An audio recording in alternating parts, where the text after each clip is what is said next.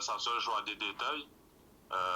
Je ne saurais pas vous dire précisément ce qui a faussé, mais quoi qu'il en soit, les observateurs ont vu que tout le monde a vraiment mouillé le maillot.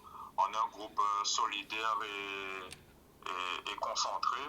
Donc, malheureusement, sur certains détails, on n'a peut-être pas fait ce qu'il fallait, mais je pense qu'on n'a aucun regret à avoir parce qu'on a bousculé le Costa Rica dans le premier match et la Jamaïque, on les a bousculés hier. Après, peut-être qu'il nous a manqué de fraîcheur en deuxième mi-temps.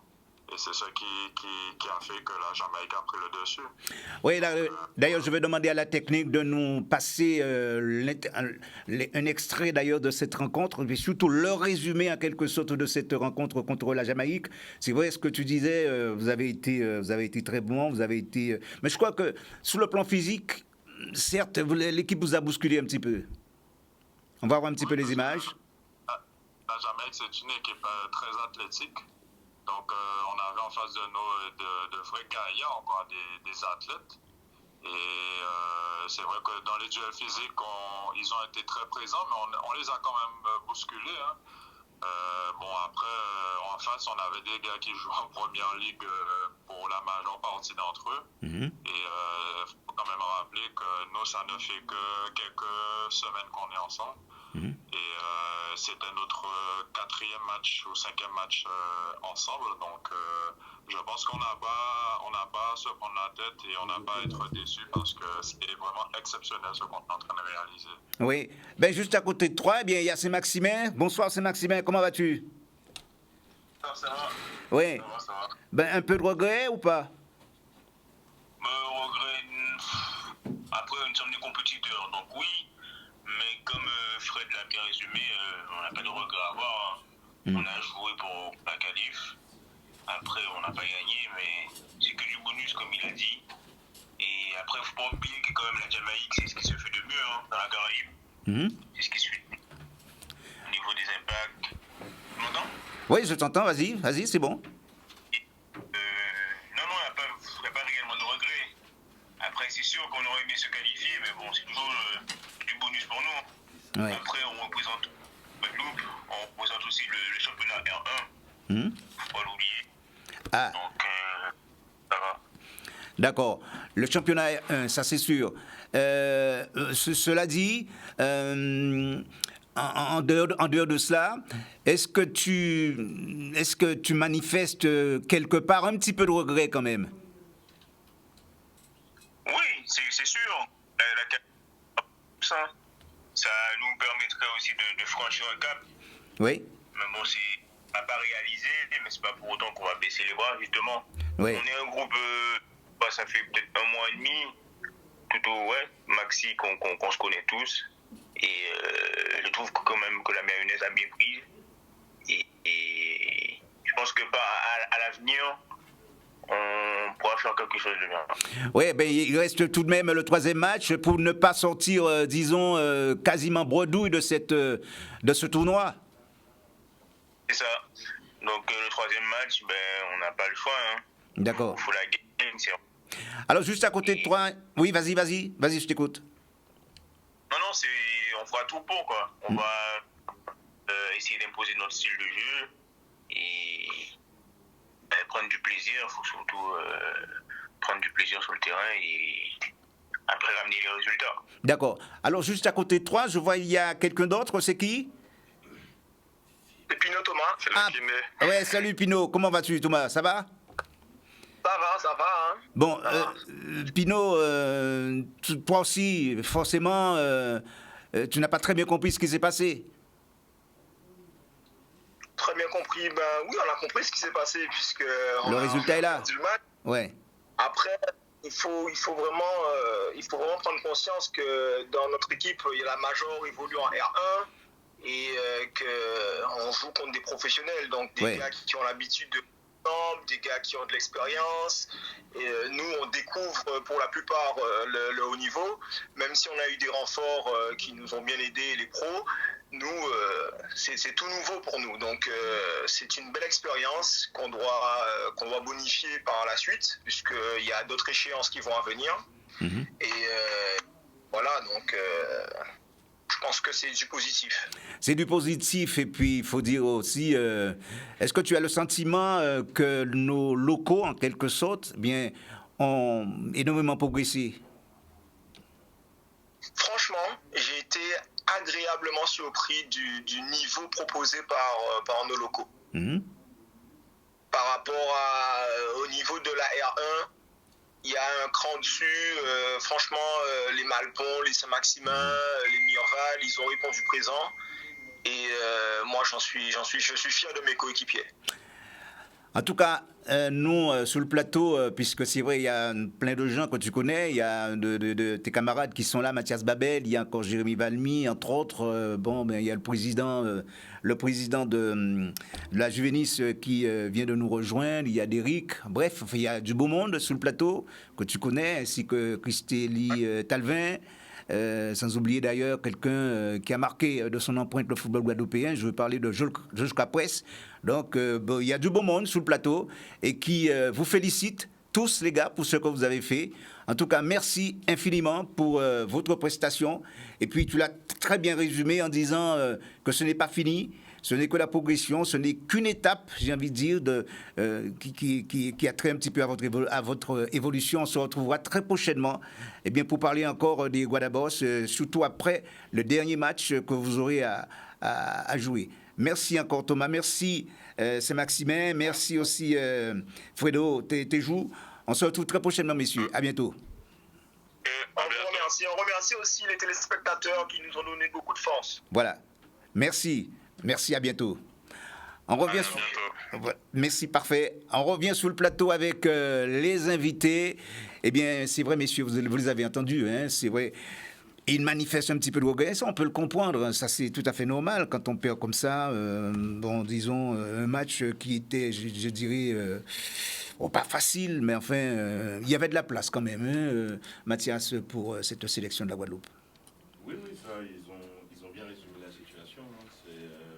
Déjà être en sélection, c'est quelque chose qui te donne l'envie de bien faire, de bien représenter.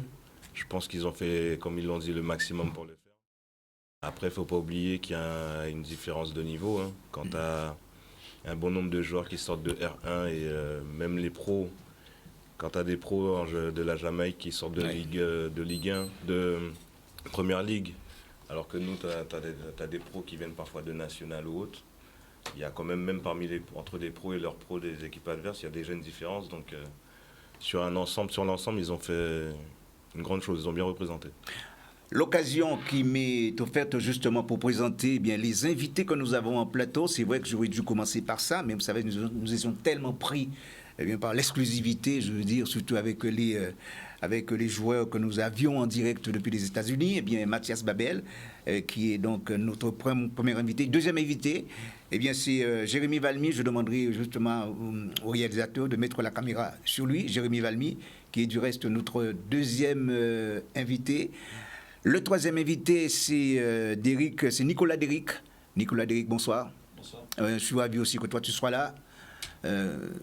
Toi qui essaies de faire que tu connais très bien aussi les Guadabos, et tu tenais absolument à être sur le plateau pour parler un petit peu de cette sélection. Christélie Talvin, bonsoir. Bonsoir Richard. Qui est arbitre et qui a, je suppose, reçu l'autorisation de pouvoir venir en plateau parce que c'est pas évident.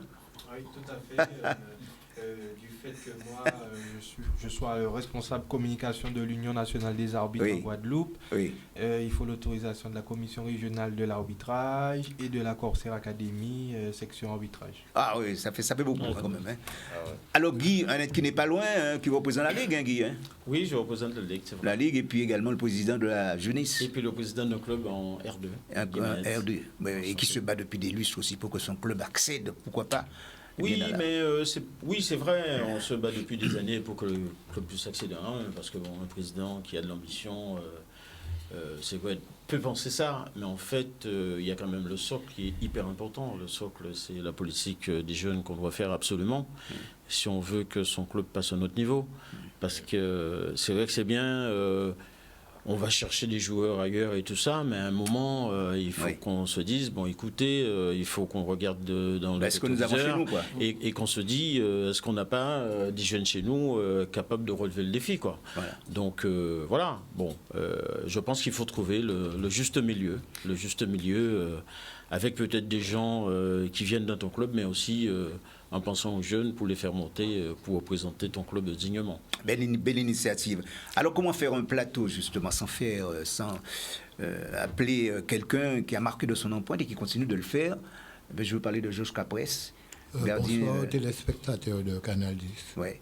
Bonsoir aussi aux invités qui sont en ma compagnie. Georges qui a beaucoup fait pour...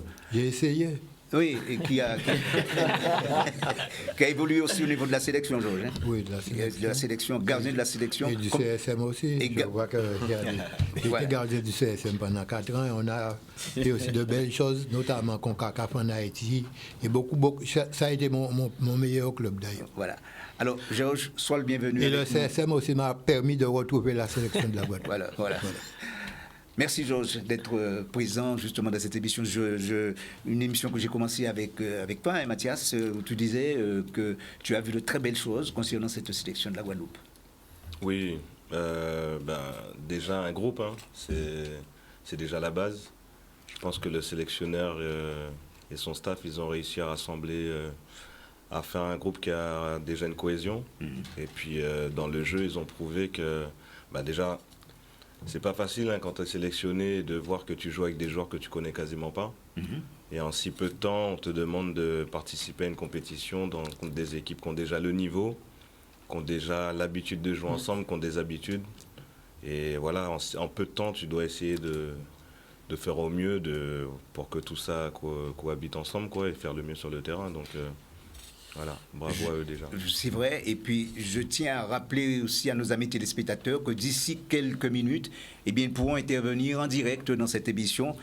Mais nous irons faire un tour aussi du côté d'un de nos confrères, que je demande à la technique de faire diligence, puisqu'il s'agit de Jérôme Joly, qui sera en direct dans cette émission, parce que lui, il a vu et même commenté, je dirais, cette rencontre entre la Guadeloupe, la sélection de la Guadeloupe et la Jamaïque. Mathias, avant de passer à Jérémy, je disais que toi aussi, tu as fait partie de la sélection. C'est ça, effectivement. J'ai vécu de très bons moments en sélection, parce que j'ai pas grandi en Guadeloupe. On va voir quelques images d'ailleurs. Je suis arrivé à l'époque en 2001 de la métropole région parisienne, où j'avais fait quelques sélections. Et puis je suis arrivé à l'époque où c'était Roger Salno et des grands noms comme Dominique Moka, Patrice Ramsamy et tout ça. Et puis j'étais parmi l'un des plus jeunes. Et puis voilà, comme Jérémy il a été aussi à l'époque, j'ai côtoyé de très bons jeux locaux. J'ai voyagé grâce à la sélection et puis c'est toujours une expérience à part. Ouais, de savoir que tu représentes la Guadeloupe et puis ça te permet de côtoyer d'autres équipes et d'élever ton niveau de jeu, quoi. C'est toujours quelque chose à part. Oui, parce qu'il y a plusieurs images qu'on verra tout à l'heure, que l'on verra tout à l'heure de Mathias Babel, avec la sélection, avec notamment son club actuel, à savoir la Gauloise. Jérémy Valmy, toi aussi tu as connu la sélection. Oui, exactement. Mais ça fait un petit moment quand même. Je crois qu'on a une bonne dizaine d'années. Après, j'ai connu, je suis rentré, j'étais jeune, j'avais 17 ans. Les plus grands, c'était les Lambourdes, les Moka, il y avait Thias, Arbo, enfin bref, Ludo Goutin. Après, comme tu as dit, moi je pense que ce qu'on peut retenir, c'est que Jocelyn, je pense qu'il a vraiment formé un groupe. Parce que pour arriver à ce niveau de la compétition et rivaliser contre le Costa Rica et la Jamaïque, ce ne sont pas des petits de la Caraïbe, quoi. Ce sont vraiment des équipes qui sont déjà formées, ils sont renforcés en plus par des pros de première ligue. Donc franchement, chapeau. D'accord. Quel bon souvenir que tu as gardé d'ailleurs de cette sélection? Sélection, on va dire la dernière épopée quand même en 2016, avec Yo-Yo Thuram et tout. C'était pas mal, mais après, comme on dit, la première c'est toujours tout. Antigua, j'avais 17 ans. On était sorti quand même avec un match nul 0-0. J'étais quasiment le plus jeune avec Thomas Grava et Vladimir, si je ne me trompe pas. Donc ça, c'est un bon résultat. Et l'une des dernières victoires en Martinique, On avait gagné 2-1. Là, ils ont renouvelé, donc tant mieux. Oui. Mais bon, c'est vrai, évoluer dans la sélection, c'est quand même la consécration. Ah oui, c'est sûr. Pour un footballeur, surtout nous, on joue en R1, ben, c'est quasiment, on va dire, le rêve, quoi. C'est l'extrême de joueurs, donc tant mieux pour eux, ceux qui vivent là. Et je pense que les jeunes, là, ça va créer un curseur pour les jeunes joueurs locaux en R1 pour vivre ce genre de moment. Bien sûr. Alors, Nicolas Déric, hein, toi, tu n'as pas évolué au niveau de la sélection, non, mais tu as été quand même, tu es un entraîneur et tu as vu de belles choses. Alors, s'il faut résumer en quelque sorte cette sélection, même pas la sélection, mais ce que toi, tu as vu concernant cette sélection, tu dirais quoi? Déjà, avant de parler de la sélection, j'ai une grande pensée pour Yann Brissac. Ah oui. Oui. On a vécu un événement tragique dernièrement et c'était important pour moi d'en parler, joueur de la Gauloise et de Lochot. Pour la sélection, comme le disait Mathias, vraiment je tire mon coup de chapeau au staff parce et Jérémy aussi l'a dit, c'est vraiment un groupe qui s'est constitué. Il ne faut pas oublier aussi, hier c'est 8 joueurs qui jouent en Guadeloupe, 1 en Martinique, il y a 6 pros et on sort d'une saison où la saison pour les amateurs ne s'est pas terminée. Oui. Ce qui veut dire que aussi sur l'aspect athlétique, il y a des joueurs qui étaient en dette et ça peut expliquer aussi certaines choses sur la difficulté hier de finir le match face à la Jamaïque. Jocelyn l'a dit dans la conférence d'après-match, les erreurs, ça se paye cash et c'est vrai que ça se pardonne pas au niveau, mais 0 point sur ces 2 matchs-là, honnêtement, c'est pas cher payé. Je pense que les gars auraient mérité davantage et que les joueurs et pour l'ensemble, le staff, les nombreux supporters, on aurait mérité de voir un match contre le Suriname où un match avec enjeu, mais vraiment de l'extérieur. Je tire vraiment mon coup de chapeau à Jocelyn et au staff parce qu'on sent vraiment une évolution. Et j'ai la chance de discuter avec pas mal de joueurs sélectionnés qui sont vraiment ravis de l'évolution des choses sur l'aspect athlétique, sur l'aspect mental, où il y a des choses qui se mettent en place et c'est vraiment très important pour l'évolution du football en Guadeloupe. Moi, j'ai la chance d'être là depuis que 4 ans, mais vraiment bravo à la sélection et j'espère que malheureusement la sélection est éliminée là et qu'on n'attendra pas à nouveau 10 ans pour une prochaine Gold Cup. Oui, et puis ce qu'on disait tout à l'heure, Christelli, c'est qu'il ne faudrait pas que cette sélection termine le tournoi, disons quasiment à la dernière place. Ce serait pas quand même honorifique en tout cas pour la sélection. Hein. Le mieux, ce serait de terminer 3e, quoi. En fait, avec ce qu'on a vu, comme on disait tout à l'heure avec les camarades en off, c'est dommage. Athlétiquement, la sélection n'a pas été ridicule. Dans le jeu, j'ai été agréablement surpris dès les préliminaires de voir qu'on tient tête au Guatemala et aux Bahamas. Franchement,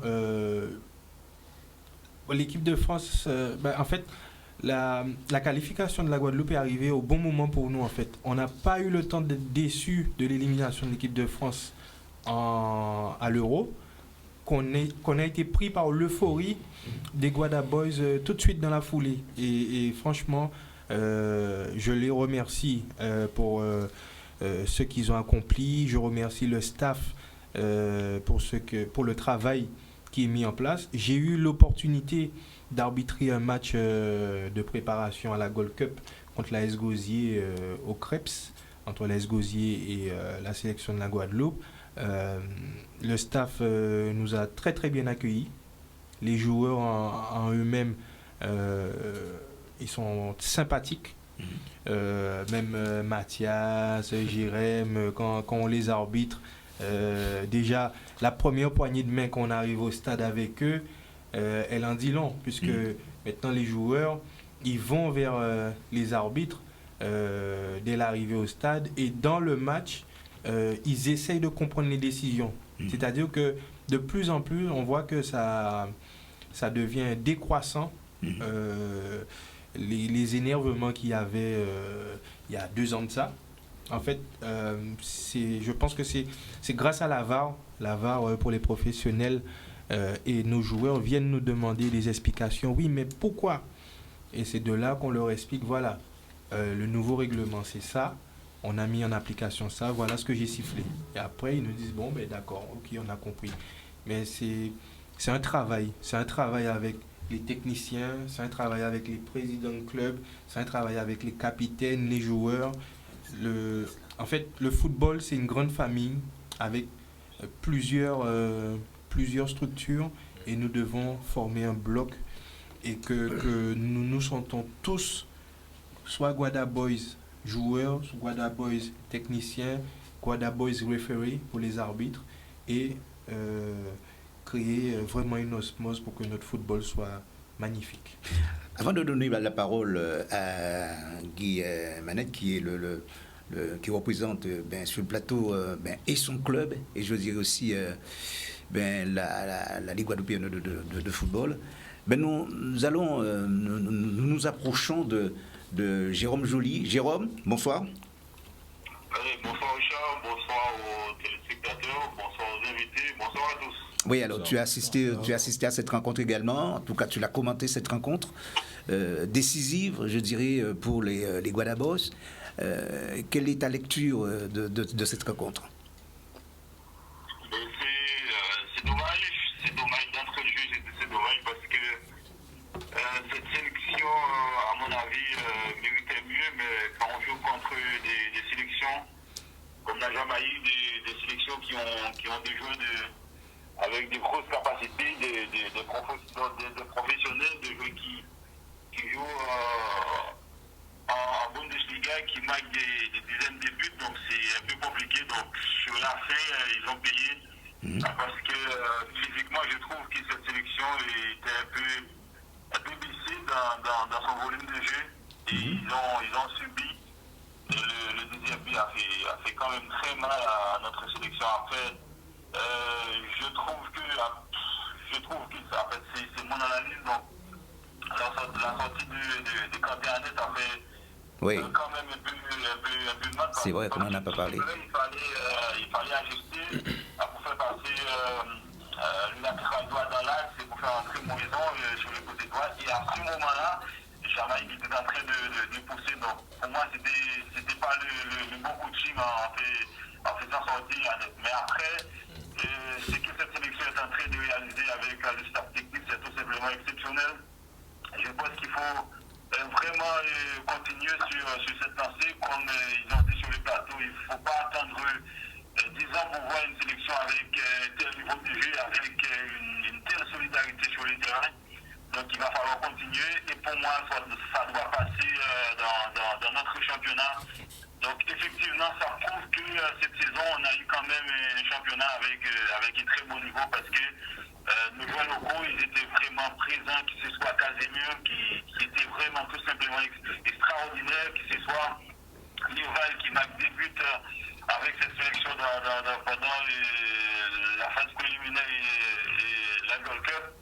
Donc ils étaient tous très très très bons, Morgan Saint-Maximin, donc vraiment chapeau et surtout un très beau travail avec le staff qui arrive à jumeler entre le professionnel et nos joueurs locaux. Donc c'est tout simplement chapeau à cette sélection de la Guadeloupe. Merci en tout cas Jérôme pour cette analyse très précise et très objective aussi. En tout cas, on aura l'occasion de se retrouver pour parler encore des Guadabos. Merci Jérôme. Retour en plateau avec les invités. Alors, Guy Manette, c'est vrai, tu viens d'entendre justement Jérôme Joly dans son analyse. Est-ce que toi, tu voyais les choses ou tu vois les choses à peu près similaires? Je vois les choses exactement de façon similaire. Pour la simple et bonne raison, c'est que hier soir, j'étais à la fan zone sur le five de la SS. Et puis merci au président de la SS qui a invité la Ligue à participer à ce match-là. Moi, quand j'ai vu, on fait le premier but, je ne sais pas combien de minutes au début du match. Quatrième minute.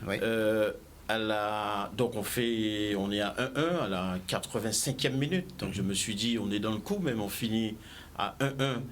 Et puis on va voir venir Suriname pour tenter de... Non, pas Suriname, mais... non, mais après Ah oui, d'accord. Si on finit à 1-1.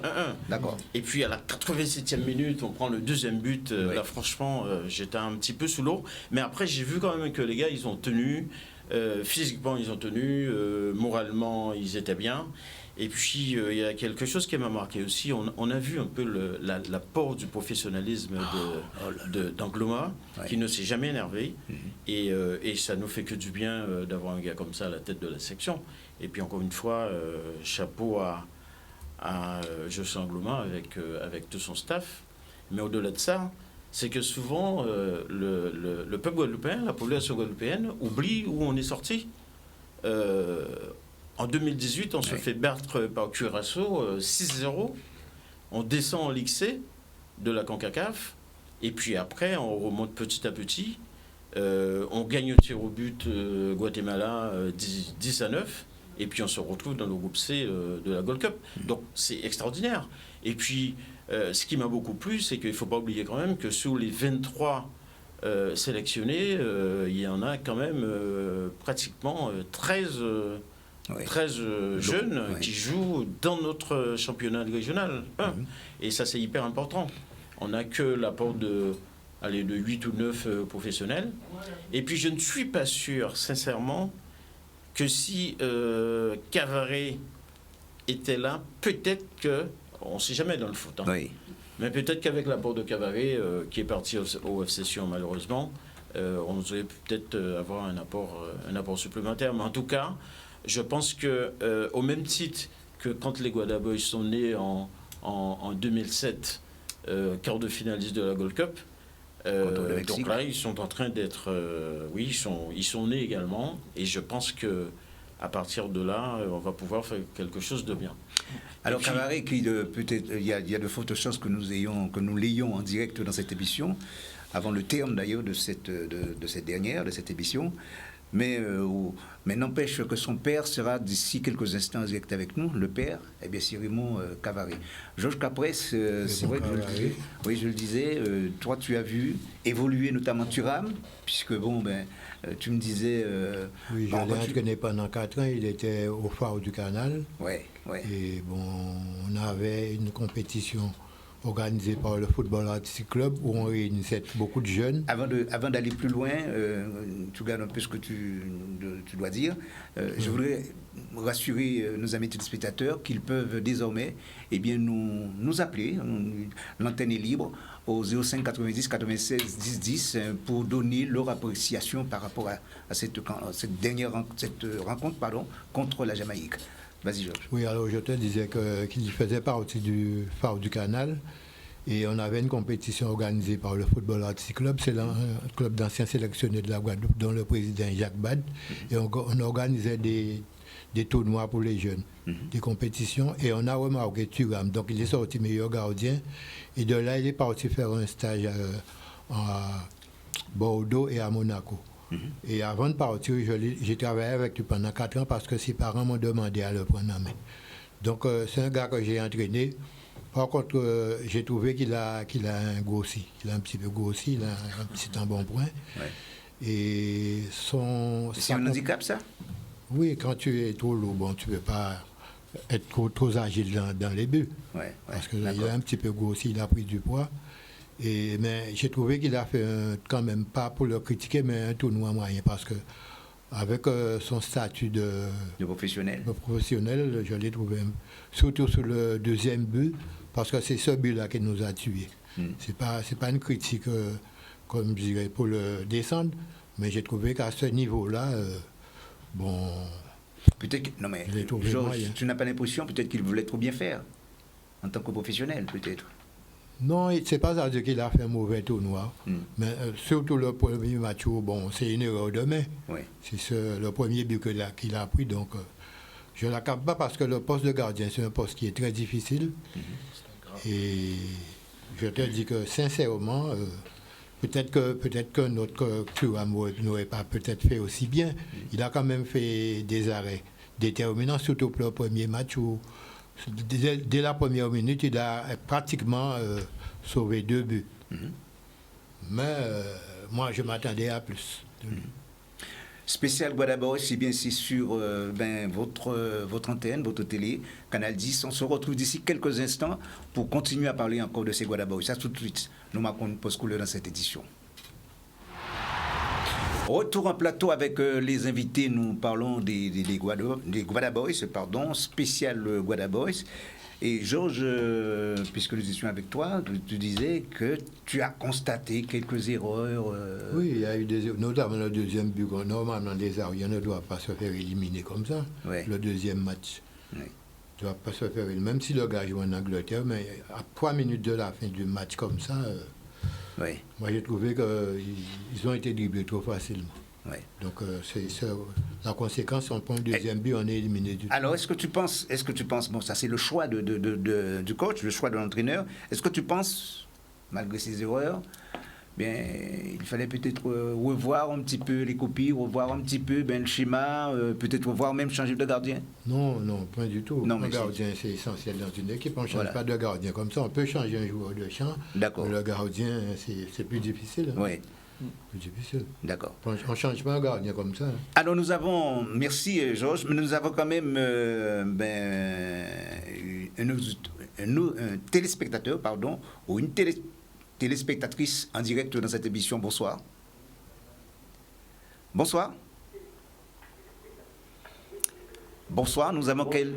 Oui, bonsoir madame. Bonsoir monsieur Richard Etienne, bonsoir Nicolas, et surtout bonsoir à Christélie. Ah. Bonsoir. Oui. Allô, madame? Oui. Vous voulez intervenir par rapport à la prestation des Guadaboys? Alors, je ne suis pas trop football. Mes garçons étaient plus ou moins des gardiens, des arbitres. Oui. Mais j'ai soutenu Malpon. Ah. C'est un jeune que j'avais en contrat civique et qui m'a fait vraiment plaisir. Donc, j'étais à fond. Et ça m'a fait vraiment plaisir de regarder leur action. Alphonse, Tillet, bravo au staff, hein, je dis bravo. Mais bon, ils étaient actifs. Ils ont compris à la fin qu'il fallait tout donner. Mais malheureusement, c'est le jeu. Hein. Il faut un perdant et un gagnant. Je l'ai dit encore, bravo, et je dis à Malpon de foncer. Malgré qu'il doit partir pour la métropole, on ne se verra plus. Voilà. Mais ils étaient assez actifs. Merci beaucoup. Ça m'a fait plaisir. Merci Bonne madame. soirée à tous. Merci madame pour votre intervention dans cette émission. Mais c'est vrai que ça prouve que les gens suivent l'évolution des Guadaboys, que ce soit des femmes ou des hommes. C'est quand même encourageant pour l'avenir, n'est-ce pas? J'ai envie de savoir, Guy Manette. Oui, bien sûr, c'est intéressant pour l'avenir. C'est pour ça que je dis que souvent, un jeune qui fait une licence dans un club et qui a envie de faire le football son métier ou bien éventuellement déboucher sur faire de l'insertion sociale pour lui et tout ça, je dis souvent que quand tu fais ta licence dans un club, il faut prendre les choses au sérieux. Parce qu'en fait, on est dans un club en Guadeloupe, quel que soit le club, et puis quelle que soit la division. Il n'y a pas 36 objectifs, il y en a 3. C'est soit on se dit, on se donne les moyens pour entrer au CREPS, parce que le CREPS est très bien représenté en Guadeloupe. Voilà. Il y a le CERFA, et il y a la sélection de la Guadeloupe. Éventuellement, si on est très très fort, on pète l'écran, au vu de tous les éducateurs, il est évident qu'en général, les éducateurs en métropole ou ailleurs le savent, hein, ils viennent vous voir. Mais maintenant, l'objectif, bien sûr, c'est surtout pour représenter son pays, quoi. Donc voilà. Donc c'est pour ça que, encore une fois, j'étais très content de voir le match hier. Et je dis, le joueur qui joue au football dans un club amateur, dans le pays Guadeloupe, a la possibilité de s'exprimer, tout simplement. Donc il faut se fixer des objectifs. Voilà. Et Mathias, toi tu voulais intervenir aussi. Bon, d'abord parce que il y a quelqu'un qui a évolué avec toi au sein de la Gauloise et qui malheureusement nous a quittés, comme on l'a précisé tout à l'heure Nicolas, mais c'est quelqu'un que tu connaissais très bien. Ah ouais, c'était quelqu'un effectivement que je connaissais très bien, mis à part le fait que, même si sur la région Basse-Terre, beaucoup de personnes se connaissent, mais Yann Brissac, ouais, c'est, comme on dit, c'est la base, hein, chien Babel, et il était de Baïf aussi. Et puis là-bas, voilà, c'est un gars qui évoluait au sein de la Gauloise, de par son physique reconnaissable, imposant, combattant, parfois la grande gueule, mais ça faisait partie de lui, parce que derrière ça, c'était un grand homme, quoi. C'est un gars oui, alors il faut juste rappeler ce qui s'est passé hein, pour Brissac, pour que nos amis téléspectateurs, ça c'est exactement déjà ce qui s'est passé. C'est une disparition tragique. Hein. Par rapport à sa famille, je ne vais pas rentrer dans les détails. Oui, bien sûr. Mais en gros, il nous a quittés samedi au petit matin.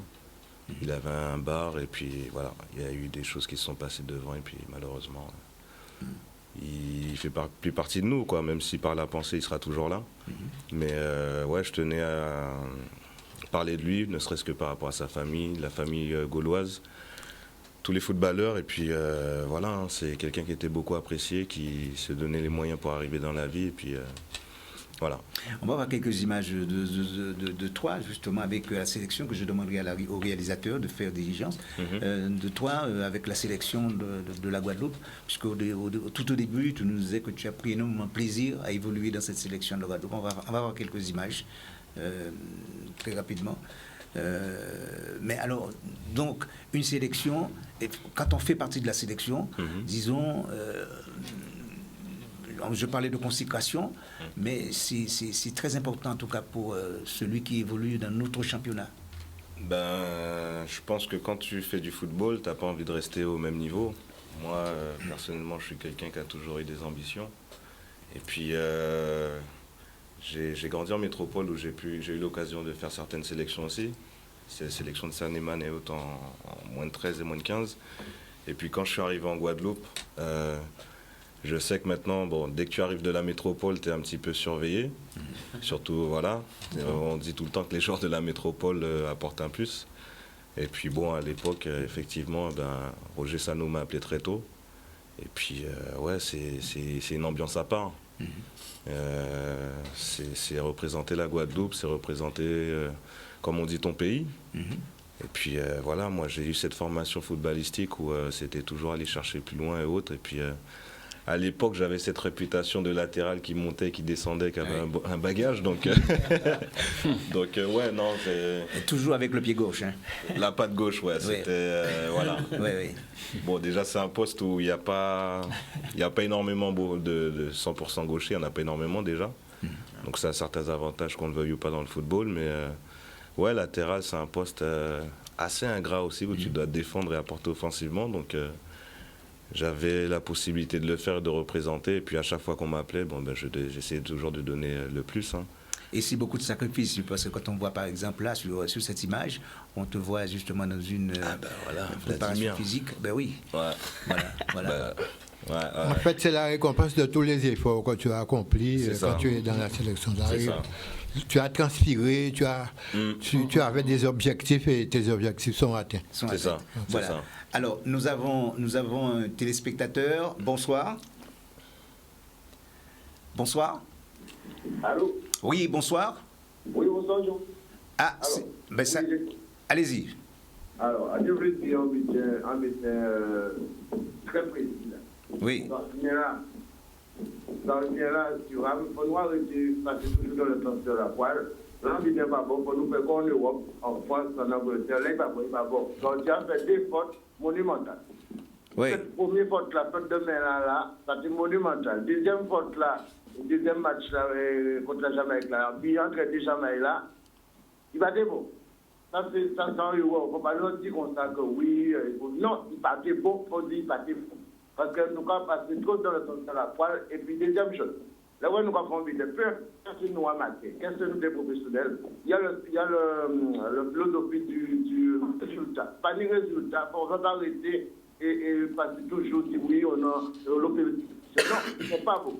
C'est pas bon, on reprend, je ne vais pas couper tête à monde, mais on reprend et on doit se mieux. On ne va pas nous féliciter dans le qui n'est pas bon. C'est mon gars, il travaille bien. Et en dernier temps, on a félicité Thierry Pochla là. anti-Chabert là, il va moins bien même avoir fait des amortis aériens, il va moins bien comme il faut. Mais gardien là, il battait au niveau. Franchement, il battait au niveau. Et là, vraiment, il n'était pas bon. Pour reprendre les choses en main et pour le résultat, pas le résultat, pour sanctionner. Bon, alors, une question. Juste une question à poser. Est-ce que, par rapport à ça que vous voyez dans le match là, est-ce que vous pouvez constater que le football guadeloupéen là a progressé?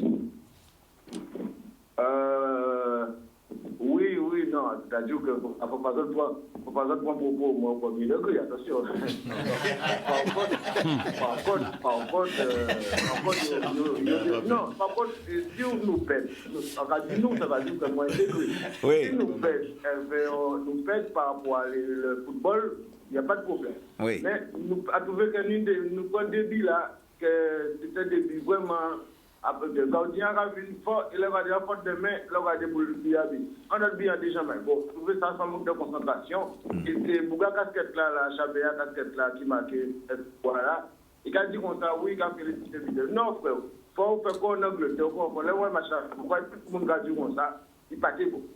Donc, match là va bon, les félicitations, nous pouvons être off, mais normalement, on nous est sous des équipes là, c'est Bouga Chel. On dit, bon, les hommes sont plus à côté, on félicite les choses qui gagnent. Nous avons avancé, quand nous avons gagné. Et nous avons fait ça, en football, depuis la bataille. Nous avons dit, oui, c'était la première fois, ce sont des choses, non, on va fonctionner pour ça. Ça va bon, c'est vrai pour ça, on nous travaille, bon, nous avons félicité les gens qui ont gagné. D'accord. Eh bien, merci pour l'intervention, puisqu'en fait, de toute façon, on dit ça, on a pensé, et c'est tout à fait normal, nous en démocratie. Donc là, Nicolas, en gros, c'est de toi qui parlais, hein, quand tu disais que par rapport à ce que tu avais dit concernant le gardien. Par rapport au Merci, monsieur, d'avoir été en direct dans cette émission. Attendre bien même. Ouais. Non, en tout cas, merci par rapport à le fait que tu es en direct dans l'émission là. Merci encore. Non, c'est pas une question. C'est-à-dire qu'en cas remercier le fait que vous interveniez dans l'émission là. Ok? Merci, vous pouvez raccrocher. Merci encore. D'accord. Alors, Nicolas. Par rapport au poste de gardien, c'est sûr que c'est un joueur qui est extrêmement exposé. Je suis complètement d'accord avec Georges. Moi, ma philosophie en tant que coach, c'est vraiment, il n'y a pas de rotation. Il y a une hiérarchie qui doit être posée au départ. Après, effectivement, dans le cours de la saison, les choses peuvent évoluer. Là, on est sur une compétition internationale où il y a une hiérarchie avec le gardien du CSM, avec Tej. Et voilà, les choses sont établies. Là, il y aura, je pense, du changement sur le troisième match parce qu'il n'y a plus d'enjeu. Après, certes, il est passé, il a commis des erreurs, mais c'est tellement facile de critiquer après. Moi, j'ai plutôt envie de retenir le positif. Et par contre, j'ai entendu des choses et je suis complètement d'accord avec ça. C'est que pour évoluer, il y a le staff, il y a les joueurs, il y a les arbitres. Mais je pense que tout le monde ici se rend compte aussi que pour bien jouer au football, il y a des installations. Et moi, je me permets de dire, peut-être que ça sera mal perçu, mais que le Creps, le Cerfa bénéficient d'un terrain synthétique qui n'est pas suffisamment de qualité pour ces structures-là. Et je suis désolé, quand j'adore venir voir jouer la sélection, aller aux abîmes, sur le terrain actuel des abîmes, pour la sélection, ça me pose clairement un problème. Et je peux entendre que des structures professionnelles, que des joueurs professionnels, que des sélections extérieures ou des clubs de métropole, j'ai en tête Côte Bleue, à l'époque contre l'USR, se plaignent des infrastructures parce que les gars sont là, tout un ensemble, on sait que les infrastructures sont importantes. Et là, honnêtement, et j'en parlais encore avec Hippolyte Denis, un jeune de la Juvenis qui est parti aux États-Unis, avec des structures d'entraînement qui sont extraordinaires en Guadeloupe. À l'heure d'aujourd'hui, on est en difficulté sur les infrastructures de match. Et ça pose un problème pour le jeu et aussi derrière pour de nombreuses blessures. Nicolas, merci Nicolas. Mais Guy Manette, je crois que c'est l'une des prérogatives de la Ligue, hein, justement, les infrastructures. Oui, bien sûr, c'est l'une des prérogatives de la Ligue. De toute façon, depuis quelques années, là, on se bat déjà avec les responsables des collectivités pour mettre aux normes les installations. Ça se fait progressivement. D'ailleurs, demain, on a l'inauguration du stade de Saint-Claude, l'Olympique Saint-Claudien. Mais c'est vrai que ça prend du temps. Il faut que les... Je pense que Guadaboy a quand même envoyé un signal en disant que voilà, on est là, nous sommes des jeunes, on a envie de faire plus, mais il nous manque ce qui va avec, comme disait Nicolas, il faut les équipements. Et les équipements, sincèrement, alors moi je connais Sainte-Rose parce que je suis à Sainte-Rose, mais il n'y a pas que Sainte-Rose, il y a plein de communes où ça laisse beaucoup à désirer. Donc il faudrait que les politiques se mettent en tête que les jeunes Guadeloupéens ont besoin des structures aux normes pour progresser, pour faire plus, pour représenter leur pays, voilà quoi. Et bon, c'est dommage que nous sommes encore à ce niveau-là. Et c'est sûr que le Conseil de Ligue n'arrête pas de faire des réunions avec les responsables politiques pour leur dire, bon, écoutez, il y a à faire, quoi. Oui, ce qu'on peut penser aujourd'hui, ce n'est pas leur priorité. Hein. Je veux parler des infrastructures, quand on fait allusion, évidemment, et bien aux collectivités. Alors, Jérémy Valmy, toi aussi, je l'ai dit, hein, tu as fait partie de la sélection. On va voir quelques images de toi. La vie en groupe, la vie de groupe, comme c'est le cas pour la sélection, qu'est-ce que ça t'a procuré jusqu'à présent? Non, c'est-à-dire que quand tu arrives en sélection, généralement, c'est à peu près avec ta génération, il y a des plus grands. Moi, j'étais généralement avec des plus grands. Mais après, c'est l'esprit famille, en fait. Hein. Ce sont les grands frères, les petits frères. Et après, la cohésion, elle va compter pour beaucoup. Parce qu'on s'aperçoit que quand on va jouer contre des nations, même depuis l'hymne, on sent vraiment la patrie, le côté vraiment pays. Tandis que nous, des fois, je ne dirais pas qu'on est en manque d'identité. Mais, et pour moi, là, sur ce que j'ai vu, en tout cas, avec ce que Jocelyn a fait, il y avait vraiment un groupe. Il y avait vraiment un groupe uni. Parce qu'encore une fois, ils n'ont pas affronté des petites nations. Et pour revenir, en fait, dans un match, il y a généralement le contenu et le résultat. Je pense que le contenu en soi, il était pas mal. Il y a eu des erreurs, oui. Le résultat n'a pas suffi, mais bon, c'est la vie, c'est le foot, quoi. Oui. Mais le contenu, je pense que sur 4 matchs-là, les prélims et les confrontations là, pour les matchs de poule, il faut pas se mentir, hein, on n'a pas joué contre des manchots, quoi. Donc voilà, c'est des nations, hein, Costa Rica, il faut pas oublier, et Jamaïque, quoi. Donc je pense que c'est des équipes, l'une des deux, peut-être elles vont arriver encore dans le carré final, quoi. Donc, quel est le point fort quand on est en groupe comme ça? Donc, la solidarité, l'entente. Ouais. Et je pense qu'il y a il faut beaucoup de respect. Parce que c'est quand même une sélection, c'est 23 personnalités, c'est censé être les 23 meilleurs, en tout cas, qui évoluent. Ouais. Donc des fois, il y a les choix du coach, il faut accepter, il faut se taire, voilà. C'est pas pareil qu'en club, quoi. En club, généralement, tu es meilleur, tu vas jouer. Là, tu arrives en sélection, tu peux être bon, mais le coach, il va décider autre chose. Parce qu'il y a un bon aussi, peut-être de notre profil, mais il faut accepter. Donc le respect. Mais je pense aussi que ces sélections-là, je pense qu'ils sont souvent ensemble. Tandis que notre sélection, il y a des joueurs qui sont venus de l'extérieur et il y a nos amateurs. Donc ça fait déjà la différence, je pense. Ouais. Et si je peux me permettre, il y a aussi une bonne évolution qu'il faut signaler au niveau de la Ligue, c'est l'arrivée de Franck Sylvestre, qui va aussi permettre de faire le lien pour Jocelyn entre ce qui se passe en Guadeloupe et la métropole. Et c'est une évolution très très positive pour la suite, parce que il y a des réflexions, on se dit est-ce qu'on ne va pas jouer qu'avec des joueurs locaux? Mais honnêtement, les joueurs professionnels, en tout cas c'est mon point de vue, je pense qu'il est partagé par beaucoup de techniciens, ils sont indispensables pour l'évolution de la sélection. Oui, d'accord. Et justement, quand on parle de Franck Sylvestre, c'est vrai qu'il a beaucoup de connaissances, il connaît pratiquement tous les joueurs, mais où ça devient un peu difficile, c'est pour que les présidents de club arrivent à libérer ces joueurs. Hein. Ça a été le cas pour Cavaré, de voir que Cavaré est arrivé pour justement faire l'aventure avec les Guadabos et qui était obligé de partir prématurément. Alors, il a été rappelé par son club. Le problème, c'est qu'aujourd'hui, dans la réglementation de la 3F, il n'y a aucun article dans la réglementation qui oblige de libérer un joueur pour la Ligue guadeloupéenne de football, tout simplement, parce que nous sommes une ligue régionale. Bon, on n'est pas reconnu à la FIFA comme pays. Donc voilà, on peut pas le faire. Oui, mais tu reconnais que c'est frustrant quand même de voir que le joueur, il arrive et qu'il appelle. Moi, j'ai des informations. Il appelle le président le président de SIO, là-bas, en Suisse, et puis le président qui lui dit que je ne suis pas au courant quand tu seras en Guadeloupe. Mais c'est quand même quelque chose. Donc il y a un problème de communication, je pense, parce que la Ligue avait bien reçu, avait bien envoyé le courrier pour dire que le joueur, lui, il était là, mais lui, le président, il déclare carrément qu'il n'a rien reçu.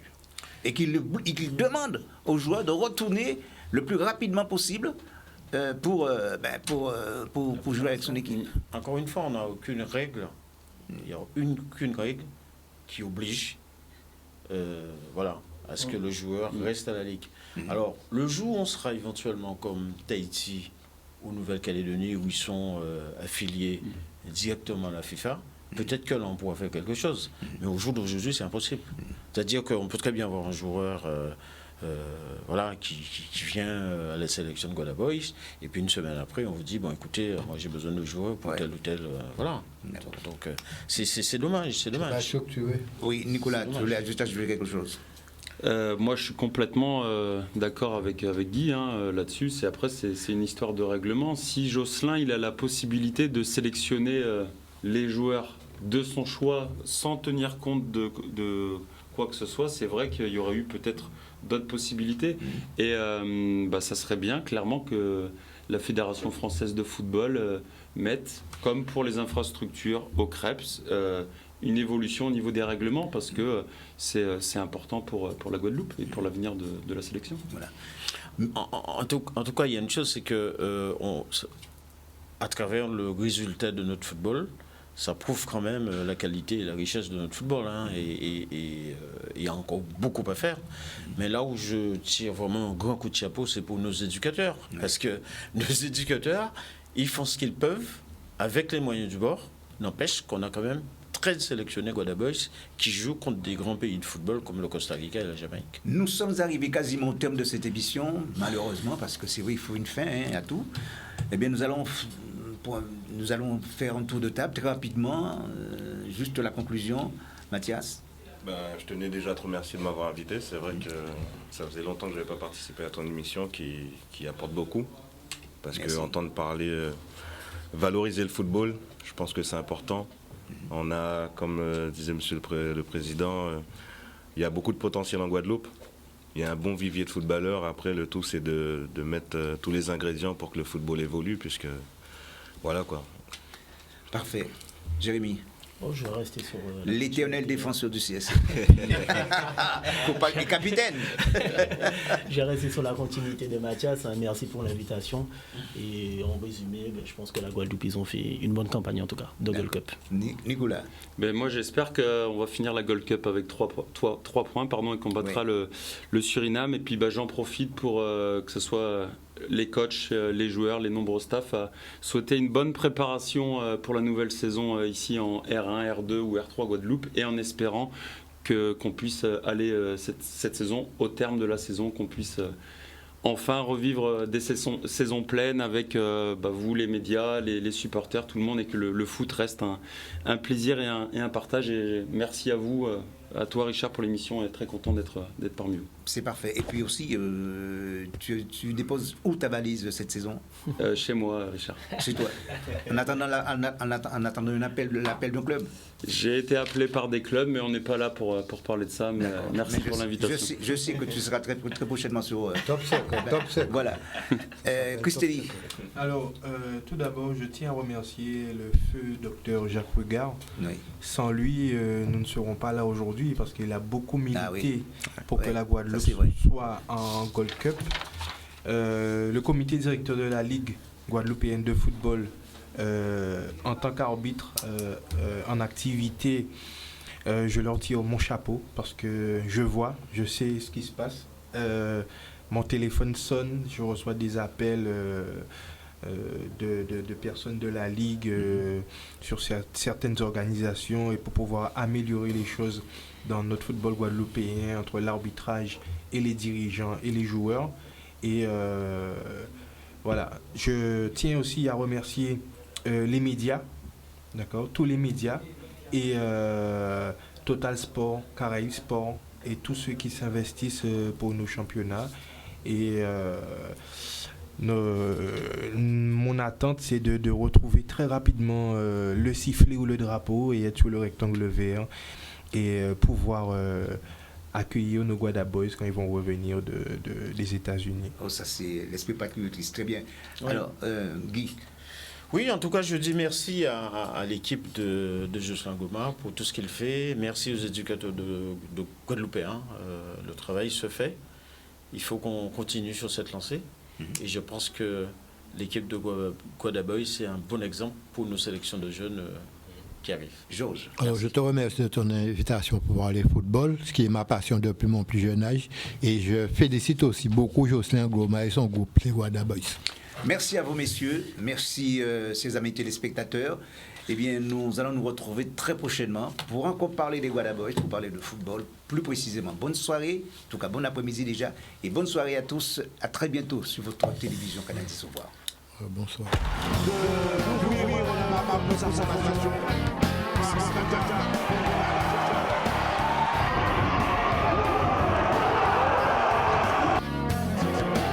Et 14 aussi.